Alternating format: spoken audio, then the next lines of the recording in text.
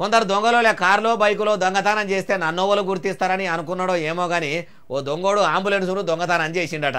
అది కూడా ఏ ప్రైవేట్ అంబులెన్సో కాదు, ప్రభుత్వం తరఫున నడిపే 108 అంబులెన్స్. మరి దాన్ని తీసుకుపోయి ఏం చేద్దామనుకుండో, ఇంతకు దొరికిండా లేదా చూద్దాం పారి.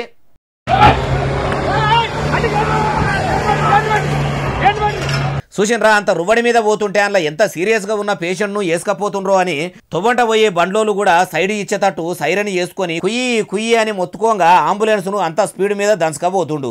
ఆడికైనా హైదరాబాద్ అయత్ నగర్లో ఉన్న 108 వాహనం పోయింది. ఓ దొంగోడు చాలు చేసుకుని దంచకపోతుండని పోలీసులకు తెలుసుడు ఆలస్యమే లేదు. అయత్ నగర్లో సురువైన ఆ దొంగోని పరుగు సూర్యాపేట జిల్లా దాకా సాగింది. కేతపల్లి మండలం కొర్లపాడు కాడున్న టోల్ గేటు పెడితే దాన్ని కూడా గుద్దు కొనిపోయిండు. ఆడికైనా అన్ని పోలీస్ స్టేషన్ల పోలీసులు ఆపకుండా దంచకపోడే పనిగా పెట్టుకుండు. ఆడికైనా Chityala SI John Reddy sir ఆపేదందుకు ట్రై చేస్తే ఆయన గుద్దితే ఎస్ఐ గారిని దవాఖానకి ఎసుకపోయిర్రు. జాన్ రెడ్డి సార్కు ఆయపాయనే ఉన్నదట. వీడెక్కడి దొంగరా నాయన, అంబులెన్స్ ఎత్తుకపోయి ఇంత గోస ఉచ్చుకోబట్టే వీడిట్లయితే ఆగేటట్టు లేడని సూర్యాపేట జిల్లా టేకుమాట్ల కాడ రోడ్డుకు అడ్డంగా లారీలు పెడితే అప్పుడు ఆడికి పోయినాక ఆపంగానే పోలీసులు లటుక్కున అందుకొని పట్టుకపోయిర్రు. అంబులెన్స్తోనే అంతమందిని ఆగం చేసినాక ఊకుంటారా? మంచిగానే మైలపూలు తీసి ఓడిబియ్యం పోసి లగ్గం గట్టిగానే చేస్తట్టురు.